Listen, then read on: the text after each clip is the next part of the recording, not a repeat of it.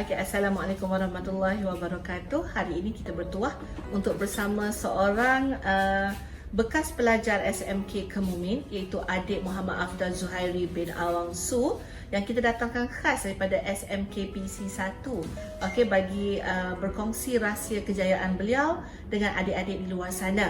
Okey, terutama dalam menggapai SPM 2020 insya-Allah yang akan kita duduki pada 2021.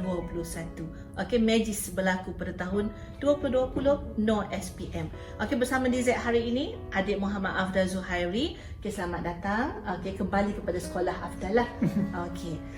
Afdal, yang pertama sekali teacher minta supaya Afdal berkongsi dengan adik-adik di luar sana apa yang menyebabkan Afdal ni istimewa di pandangan kami warga SMK Kemudian. Terima kasih Dr. Zaini kerana menjemput saya pada hari ini untuk berkongsi pengalaman dan cara saya belajar walaupun tidak menduduki sistem pembelajaran dari tingkatan 1 sehingga tingkatan 3.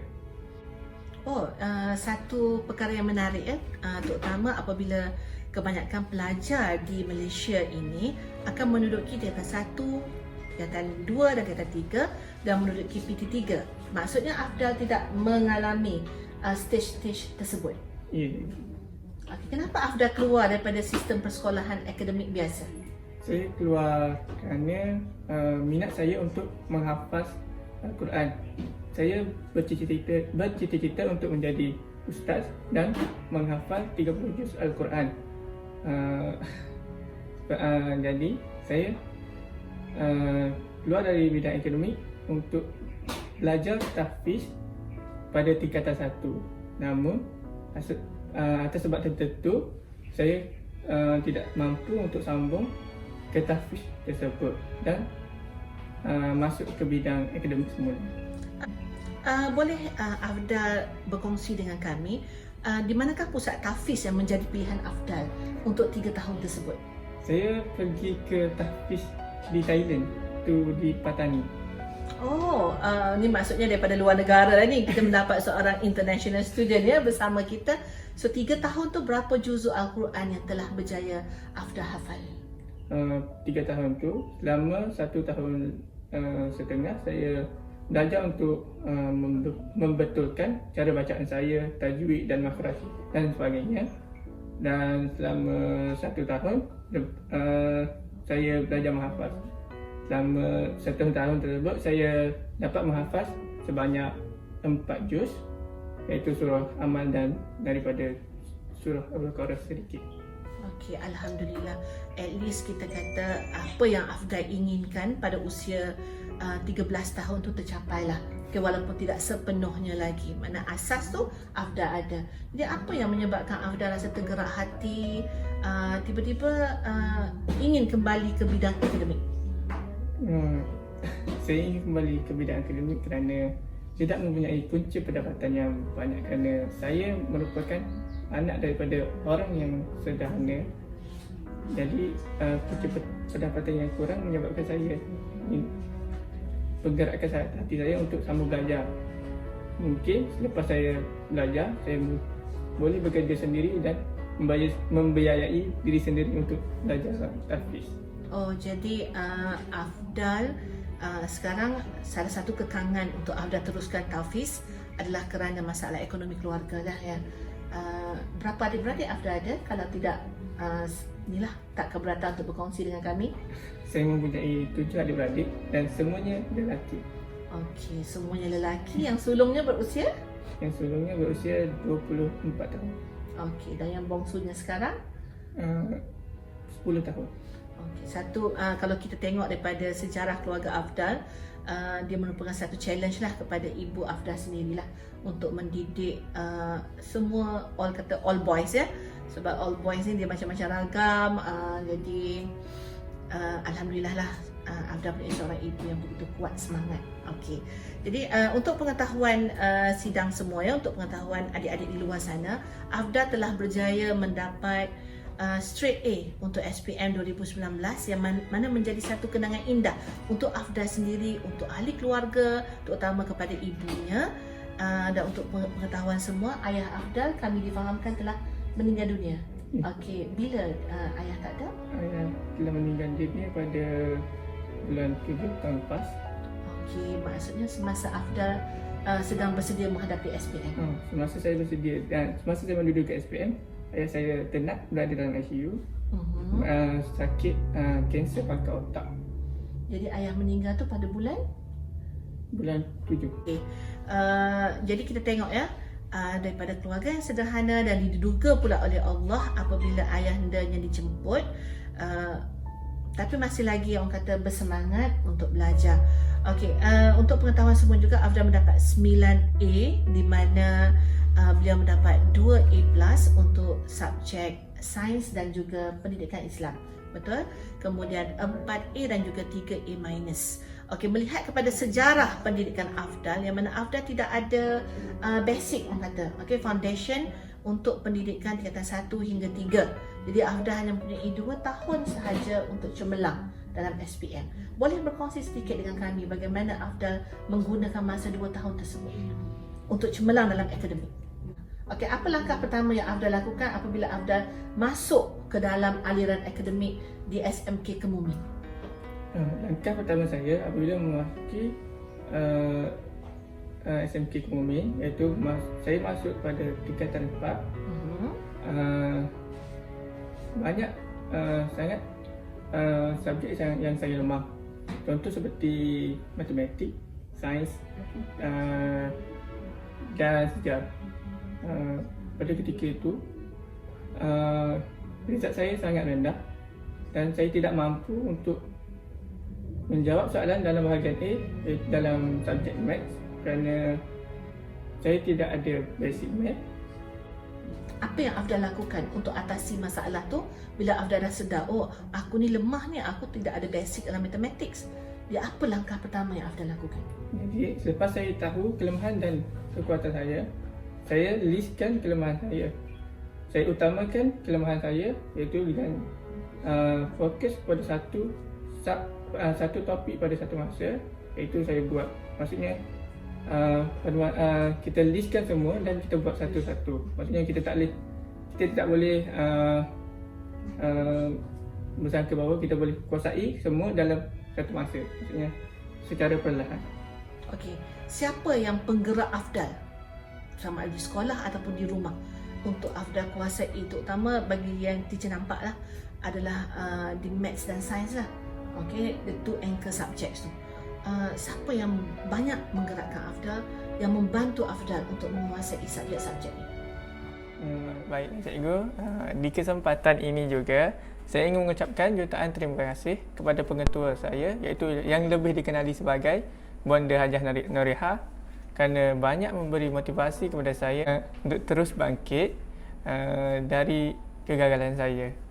Dan tidak lupa juga kepada guru-guru SMK Kemumin yang tidak jemu mendidik dan tidak kenal erti lelah dalam mengajar kami pelajar-pelajar SMK Kemumin.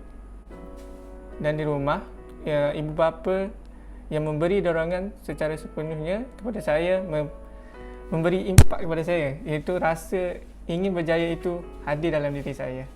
Jadi bagaimana Afdal menggunakan masa di sekolah? Adakah Afdal sentiasa berjumpa dengan guru, sentiasa membuat perbincangan kumpulan dengan rakan-rakan, ataupun Afdal lebih suka membaca secara bersendirian? Saya lebih suka dengan rakan-rakan kerana dengan guru ni saya sedikit malu. Oh, okey. Setiap hari lepas waktu sekolah, saya akan ke rumah rakan saya, itu rumah yang berdekatan, untuk belajar dengannya. Tak kira waktu, iaitu pagi, waktu petang ataupun malam. Okey. So bila waktu yang paling orang kata kemuncak lah, waktu yang paling optimum untuk Afdal melakukan ulang kaji pelajaran akademik? Baik, pada saya, ustaz saya pernah pesan dulu untuk menghafaz atau mengingat ayat yang baru. Waktu yang paling terbaik untuk kita menghafaz ialah dari pukul 1 sehingga sebelum subuh. Jadi yang tu kita akan jadi tergerak hati kita nak bertanya, bila waktu tidur Afdal? waktu kita saya dari pukul 10 sehingga pukul 3. Maksudnya Afdal akan mula ulang kaji bermula pada pukul 3 pagi sehinggalah pada waktu subuh. Okey, kemudian subuh dan terus ke sekolah. Okey, adakah itu sahaja masa yang Afdal gunakan untuk ulang kaji? Tidak. Okey, mana lagi? Share rahsia tersebut, jangan simpan. Saya menggunakan waktu selepas isyak juga kerana pada waktu itu waktu yang terbaik untuk kita kukuhkan apa yang telah kita ingat. Maksudnya seperti saya dulu, selepas saya menghafaz semua ayat baru, lepas waktu isyak saya akan kukuhkan semula dengan membaca semua apa yang saya ingat. Oh, jadi apa yang telah Afdal pelajari di tahfiz sekarang Afdal applykan balik dalam akademik dan Afdal nampak kesan tersebut. Okey. Apa lagi alat bantu mengajar yang Afdal gunakan untuk cemerlang dalam akademik? Kita hanya ada ingat ya, kita kena ingat yang Afdal hanya mempunyai 2 tahun sahaja untuk cemerlang. Punca lain yang saya guna adalah seperti sumber daripada video YouTube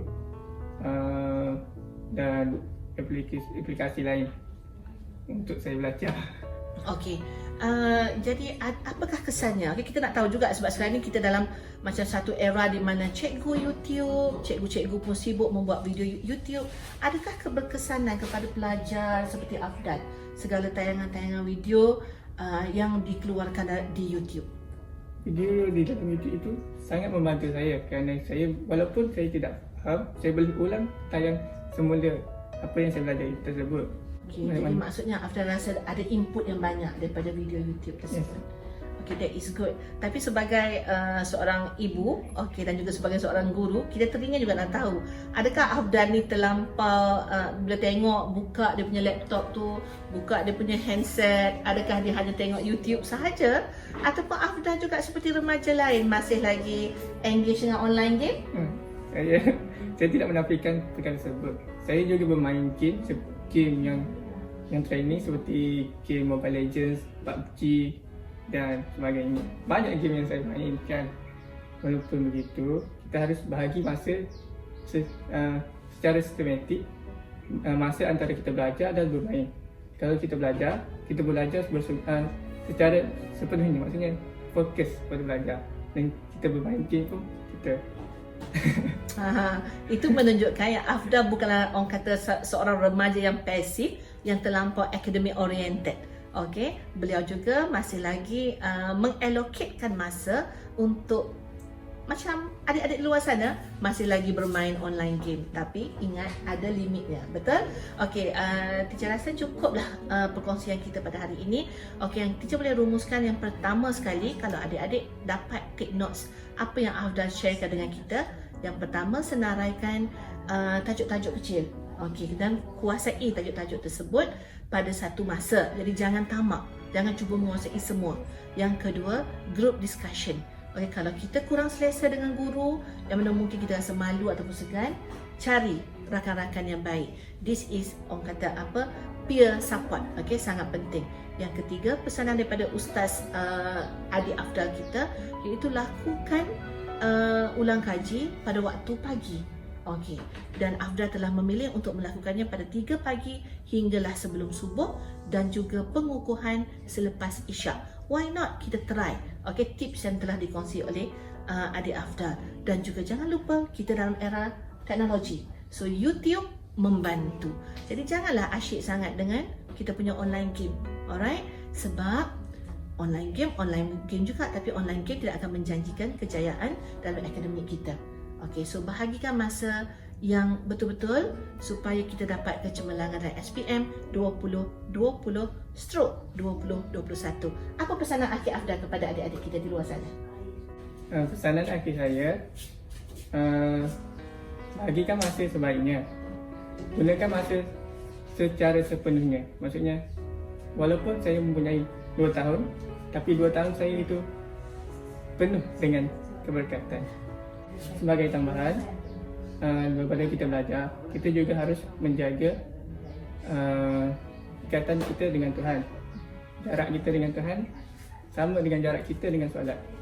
Selain itu, kita jangan lupa untuk hormat kepada ibu bapa, kepada guru, dan solat jangan tinggal kerana keberkatan itu penting dalam kita belajar. Okay, so kami daripada redaksi Kemumin, sangat menghargai kehadiran Afdal untuk berkongsi apa yang telah beliau lakukan selama 2 tahun. Ingat ya, beliau hanya mempunyai 2 tahun tapi beliau boleh berjaya.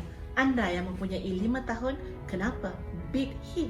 If he can do it, you can do it. Ingat, we are going for our SPM 2020/2021. Go for excellence. Thank you Afdal. Wabillahi taufiq wa hidayah. Assalamualaikum warahmatullahi wabarakatuh.